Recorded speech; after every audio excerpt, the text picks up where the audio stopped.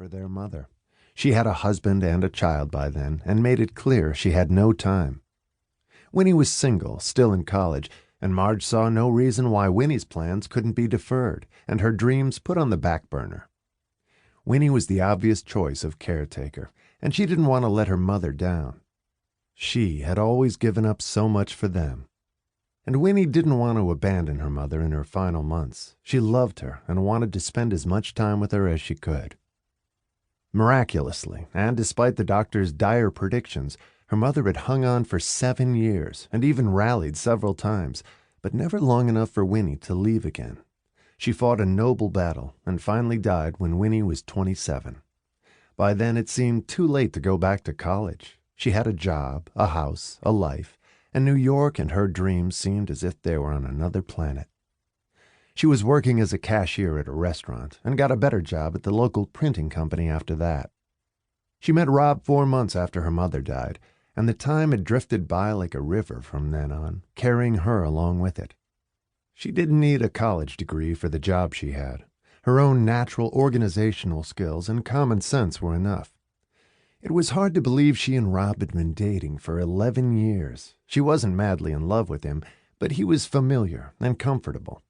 They never talked about marriage or the future. They lived in the present, had dinner together on most nights, went to the movies, bowling with friends sometimes. It wasn't what she really wanted, but there was no one else more interesting around. And suddenly she slipped from 27 to 29, then turned 30 at dinner one evening with Marge, Eric, and Rob. Then just as quickly she was 32 and then 35. They'd been together for 10 years when she turned 37. And now she was 38 and couldn't figure out where the years had gone. 11 of them, with Marge reminding her constantly that she needed to get married and start having kids before it was too late. She conveniently forgot that Winnie had spent 7 years, crucial years, taking care of their mother, while Marge claimed she was too busy to help. Winnie wasn't angry about it, but it was a fact of her life. She had sacrificed a big chunk of time, which she'd never get back. She couldn't see herself having kids with Rob either, and he wasn't eager for kids or marriage. He was 39, and most of his friends were getting divorced after 15 and 20 years of marriage.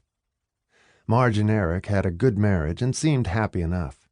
She knew her sister had had at least one affair, maybe 2, which Marge had never admitted to, but Beecher was small, people talked, and Winnie had guessed. She didn't know if Eric knew or not. He was a good breadwinner and a terrific father who coached Little League for their 2 boys. Winnie couldn't imagine Rob doing that. He had nieces and nephews of his own who didn't interest him much, and he referred to all of them as the Rugrats. Winnie had read in Cosmopolitan magazine once that women couldn't afford dead-end relationships after the age of 28, or they ran the risk of getting stuck in them for years and missing opportunities for marriage and children, possibly until too late to have them. The magazine had warned that you turn 40 before you know it. Her mom had always cautioned her to try to find the right man and settle down before the bloom was off the rose. She wasn't there yet, but she was getting close, with a man who didn't set her heart on fire and took her for granted most of the time, and never told her he loved her. It wasn't exactly a dead-end relationship. It was more of an open-ended one that just kept limping forward through the years without arriving anywhere. She wondered if he would marry her if she made a fuss about it. But she didn't, because she wasn't sure how she felt about it herself. It was a no-frills relationship, a box of candy on Valentine's Day, if he remembered, and he almost always forgot her birthday, but would take her out to dinner a few days later, if he had time. She couldn't see the point of getting married unless they wanted kids, and they didn't. She wasn't ready to have babies, and she wanted to figure out what she envisioned for her future first. "Well, you'd better figure it out pretty damn soon," her sister scolded her. "Or you'll wake up one day and be 45 or 50, and it'll be too late, for kids anyway. It happens faster than you think." Marge was 10 years older than Winnie. "I'm only 38, Winnie reminded her.